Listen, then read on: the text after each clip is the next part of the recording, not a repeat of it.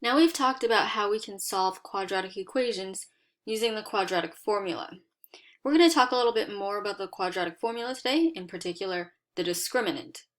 So the discriminant is something that we can use to help us determine how many solutions a quadratic equation has. So if you have a quadratic equation in the form ax squared plus bx plus c, we can find the discriminant. Now the discriminant comes right from the quadratic formula. It's b squared minus 4ac, which you can see is the part that's right under the square root. Now, obviously we aren't finding the actual solutions here. We're just determining how many solutions that this quadratic equation will have. So there are three cases. So if b squared minus 4ac is greater than 0, then there are two distinct real solutions. Why is that? Well, if b squared minus 4ac is greater than 0, that means that the part under the square root is greater than 0. Well, if the part under the square root is greater than 0, then we're going to have two answers, plus or minus the square root of whatever that number is. Now, on the other hand, if b squared minus 4ac is equal to 0, then there's only one distinct real solution. Now, why is that? Well, if the part under the square root is equal to 0, if you add the square root of 0 or subtract the square root of 0, you'll have the same value. So that means we really only have one distinct real solution.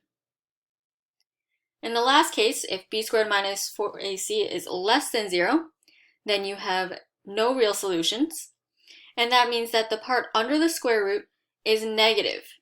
If the part under the square root is negative, then you are going to have some sort of imaginary number.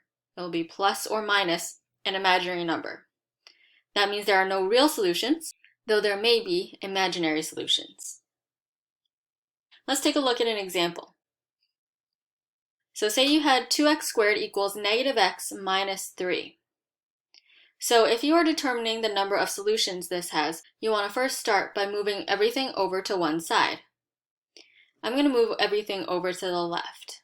So we have 2x squared plus x plus 3 equals 0.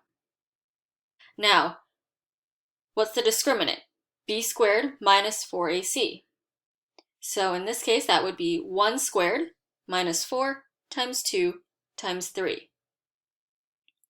That is equal to 1 minus 24, which is equal to negative 23.